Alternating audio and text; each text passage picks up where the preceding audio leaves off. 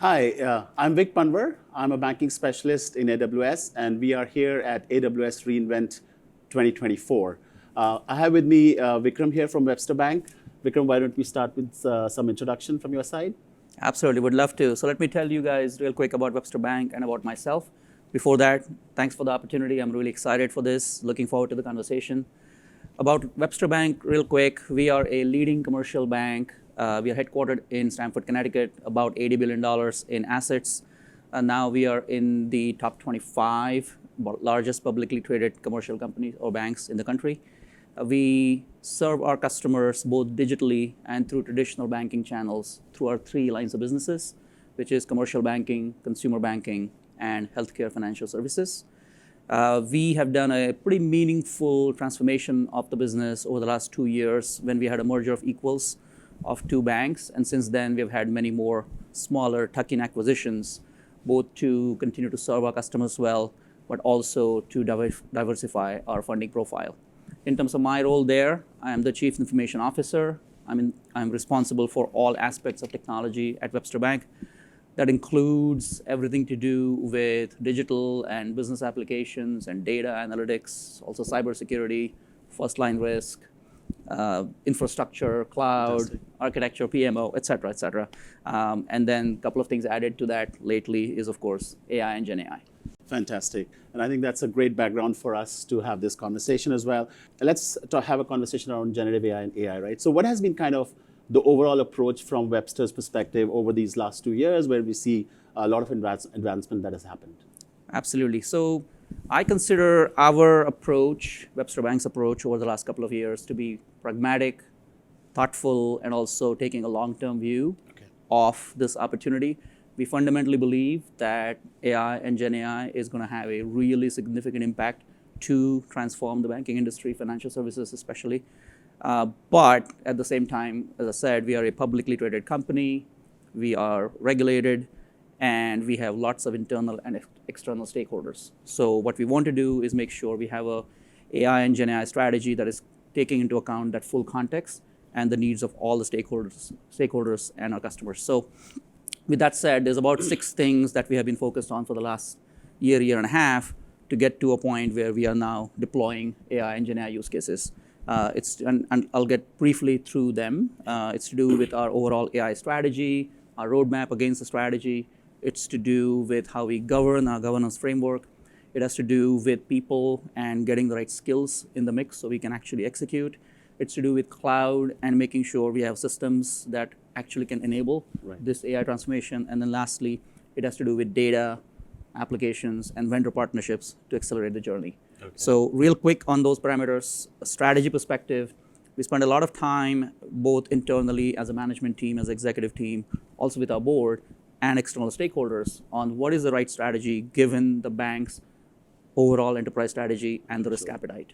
And in our view, what we're going to do in the near term is focus the benefits of AI and Gen AI internally on the colleague productivity and those things, because we believe there's a tremendous opportunity for us to help our colleagues get more efficient, more productive, and in turn help our customers. So while from a technology perspective, certainly AI and Gen AI is capable of being directly deployed in the hands of our end customers and consumers, that is not our strategy given our enterprise strategy and given our risk appetite. The second thing I'll say is around roadmap. So against that strategy, we have collected over 100 business use cases where we believe Gen AI can play a great role on that advancing the internal colleagues and productivity to serve our customers. And we have a framework of prioritizing those things. The third thing is around governance. We have set up a AI governance kind of body to make sure we are able to not only have the external in perspective of regulation and things like that, but also ensuring all of our existing risk frameworks and technology controls are implemented. In terms of people, we earlier this year named a new role, which is head of AI, reporting directly into me. We also have been hiring in that space lately. And then lastly, I would say, in terms of skills, we absolutely do go ahead and partner with external partners, AWS included. But at the same time, it's important for us to continue to skill and reskill our internal folks as well. When it comes to infrastructure, AWS has been one of the great partners for us. The journey to the cloud has enabled us to then leverage the power of AI and the AI models way more than if we had a legacy infrastructure. And lastly, in terms of data, models, and vendor relationships, I would say primarily our strategy is to use the hyperscalers such as AWS or Microsoft as we look to enhance our kind of AI roadmap. And then data, I'm sure we'll talk a little bit about. Data is kind of the new oil, it's the new gold. So everything we're doing on the data journey for other purposes is going to help accelerate the AI journey as well. Fantastic. I think this is a good background. And you brought a good point around deployments, right? Because when the generative AI came in, there were use cases popping up left, right, and center. Everybody said I can do anything and everything with generative AI, but the practicality of it is, how do you look at those use cases, prioritize them, see how they're aligned with your overall strategy, and then actually move them forward to say, these are the ones that I'm going to take forward and put into production, right? So Can you kind of highlight how Webster's journey has been in terms of looking at the use cases, saying, okay, these are the ones which are common denominator, make sense to deploy. And as you rightly said, we also see the same thing where the use cases that are directly customer facing may not be the right one, but probably the employee facing or internal use cases. So would love to hear from your perspective, how did you go about prioritizing those? Absolutely. No, that's a great question. To be clear, in a really large enterprise, a complicated enterprise, prioritization is not easy, even in the best of times and the simplest of times.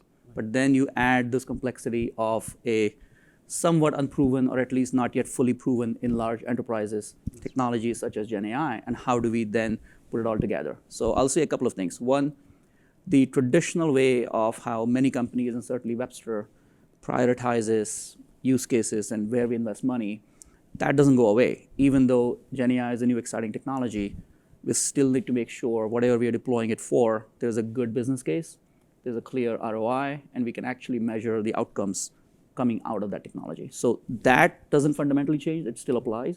But then there are additional factors at play. It's things like making sure those use cases actually align with what I just said, the enterprise strategy, making sure it's colleague facing, making sure it's actually able to create platform capabilities for us and not just individual use cases. If we have a use case that we can apply Gen AI and we can get great benefits from it, but then can't be leveraged, can't be scaled up, then we are not looking at that first. We want to make sure we can actually create capabilities and not just solve for individual use cases. It's also looking at, are there solutions out there in the marketplace that we can leverage, given it's a nascent space. And lastly, there's an aspect of change management here, which is even if we are able to select that use case, even if we are able to select and create a solution for that use case, are we ready to support it? Are we ready to support it from a technology perspective, from a cost run perspective? Are we ready to support it from a business and change management perspective? So all these kind of things come into the picture on top of the things that normally go into prioritization of any work when you spend money. And I think that's a great perspective that you bring in, right? Like the use case and then ROI, it kind of brings in, right? Because sometimes we hear, okay, this use case is great for generative AI, but then probably it's also a good use case for AI in general, right? So it's doing that analysis from the ROI perspective is great. But moving away a little bit from the business lens, how about the technical aspects or the governance aspect? Because it's kind of AI and generative AI, which is you need to kind of take care of how the governance is taken care of, how the data is kept. So how are you kind of looking at the whole technical governance aspect behind the AI generative strategy? Absolutely. So when I mentioned one of the things that we have been working on for the last year and a half is around governance. That kind of governance working group is what I call three-legged stool. There's aspects of technology, there's aspects of business use cases and making sure we're working on the right things, and then there is aspect of governance. When it comes to technology, that actually is the easiest of those three, of the triangle, because really what the technology team is there to do is to make sure for the use cases that are prioritized, we are able to understand what the right technical solution might be, how to architect it, and then bring that to life. And we have a great team here who has been kind of working on that for last year and a half. The second angle is the business use cases. We talked about this earlier, which is we want to make sure the right things are popped. And the way we do that is by ensuring we have a working group of business leaders, which is represented by a person from each of our functional areas. And they are responsible for kind of bringing forth any problems or potential solutions in their world, but also act as change agents back into their functions and make sure they can take care of the cultural aspect and change management aspect into their world. And the last one, of course, is governance, and it's not last in importance. It might be the first in importance, which is we have a governance body which is made up of a wide variety of folks. It includes first line risk, second line risk, internal audit, legal, compliance, data governance, audit, privacy, you name it. And we want to make sure these people have the ability right from the beginning to take a look at the use cases, make sure it's consistent with our overall AI strategy, but also the bank's risk appetite. And they also bring to us perspectives from outside in. As the regulatory framework evolves out there in the industry, we want to make sure we are on top of that as well. So it's the three of these things working together in harmony, with I guess me at the helm, is how it kind of works together. Yeah, and this is exactly what we also see in several of your peer organizations as well, right? Like as they kind of identify the businesses can start to work through it, the POC looks great, but then when it comes to deploy, then comes a broader ask that we have to kind of set guardrails against it, have the governance around it, because the outcomes could be something that leads to a decision making. Let's talk about challenges now, right? Like we are looking at the opportunity and the ROI aspect, but what are some of the challenges, for instance, you have seen, right? Most common we hear is like, you mentioned data being the fuel behind it. AI, generative AI is very, very data hungry.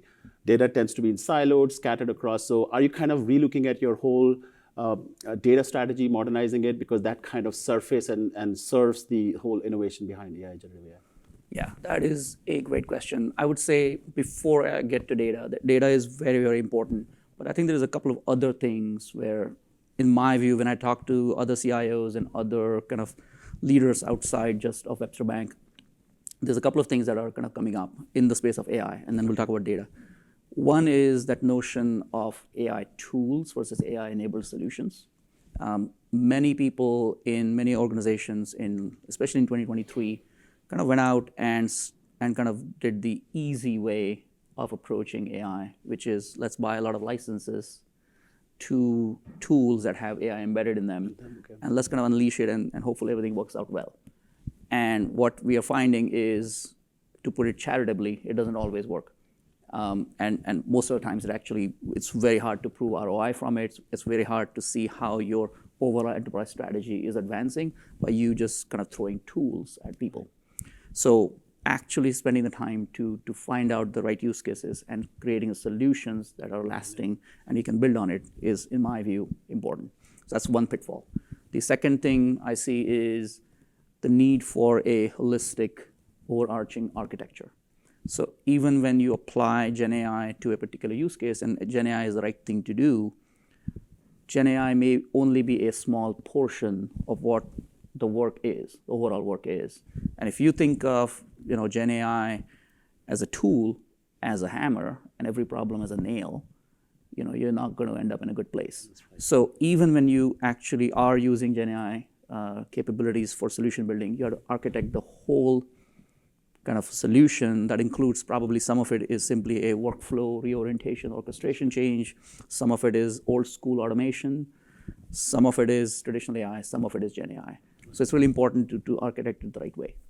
And coming back to your point, or even before we talk about data, the third thing I would say is legacy infrastructure. And if your systems are not able to talk to each other, doesn't mean every single thing has to be in the cloud and every single thing has to be kind of consolidated into one system. But if you don't have the architectural wherewithal to pull data where and when you want it from your systems, then it becomes really tricky. And then coming to data, absolutely, as I said, data is the new oil or gold or asset, whatever your term is. And that's just going to continue to be more and more important in the future. Thankfully, we have been on a data modernization journey for a period of time. We're not done yet. But we've invested heavily in things like data governance and data quality management, getting kind of the right analytics at the right place. And those things were done initially for other reasons, not for AI, for reg reporting and better application capabilities. But I think that's going to significantly help us in kind of turbocharging our AI journey as well. Yeah, great. Yeah, in fact, just to bring perspective from our conversation with several of your peers, we hear the kind of same thing, right? Like tool versus solution, right? So if you have a business problem to solve, there's no cookie cutter which can say it just solves the problem, right? You have to kind of look at the flexibility in choosing the model that you like, the training it to your purpose, and then reaching the solution. So the model choice is kind of as an emerging theme that we notice. Let's talk about the partnership with AWS. You kind of briefly mentioned that you're working with hyperscalers. Would you like to, could you elaborate a little bit, how you kind of work with AWS in this journey and how we kind of enabling that journey for you? Yeah, you guys play a very, very, very important role for us. AWS has been a very important partner for us for quite some time. So before AI and Gen AI, on the cloud journey, we started working with AWS several years ago. I'm happy to say that journey is pretty much over. So at this point, we are looking to very soon decommission our data centers and be completely out of that business, right? I have no desire to be in the data center management business anyway. So everything kind of now is all of our assets, all of our applications are either SaaS, which means it's somebody else's cloud, or they are in a public cloud with us, which is primarily AWS. So that partnership has been tremendous. And again, it feels like we just put something in the cloud, but it has so many other benefits, not just converting streamlining the expense portion of it and getting clarity there, but also the security impetus and parameters and ability to leverage some of the tools that we didn't have before. But beyond that, even on the business sense, when we do mergers and acquisitions, the last 3 tuck-in acquisitions that we did, they all were smaller, fully cloud companies that we were able to quickly acquire and quickly merge into our ecosystem. And the reason it was easier is both they were not a legacy, non-cloud platform, and we are not a non-cloud platform, and it really helps. So, tremendous partnership with AWS there. When we looked at AI and Gen AI, as I mentioned, every company takes their own decision on how to approach it. Right. Our decision was it made sense for us to initially look at the hyperscalers that we work very closely with already. Yes, we work with Microsoft, but in terms of cloud, we have a much closer relationship on AWS side, and we're working with both now on the AI and Gen AI journey. What we love about that is, number one, a lot of capabilities come with it. Our people already are very well aware and conversant with all the technology and all the tools that come with it. And even if we need a model or something that is not immediately available directly from AWS, we have a way to get that through AWS. So we haven't really so far encountered a situation where we thought AWS might be the right partner with us for us to work through, but there's some reason where there was a technology challenge or a model challenge that we could not work it through. So I would say it's still very early days for everyone in the space of AI and Gen AI, but how it has progressed so far, I'm actually pretty happy. And I think AWS has been a good partner in terms of working through it with us. You mentioned prioritization as one of the questions. One of the first use cases, or not the very first, but one of the first use cases that we did was working with AWS on a bunch of things at Webster Bank. We initially started with something. As we dug deeper, as we got into technology solutioning, as we got into the business side of it, we thought, hey, maybe something else is a better use case, and let's figure it out. And AWS worked with us, well and patiently, and we kind of got to a really, really good place at the end.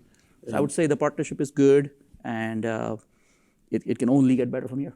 Certainly, and we are definitely thrilled and excited to be partnering with Webster on that one.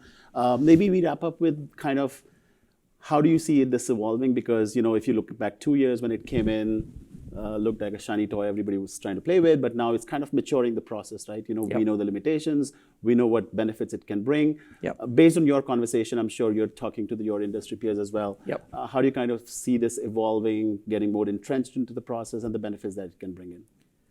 Yeah.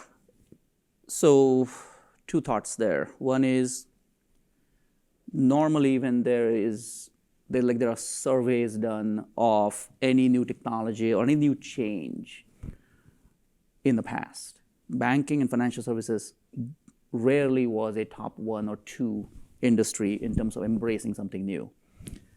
It's very interesting that with AI and Gen AI, if you see any market survey, both in terms of intention and wanting to do something, but also actual outcomes and people who have adopted it.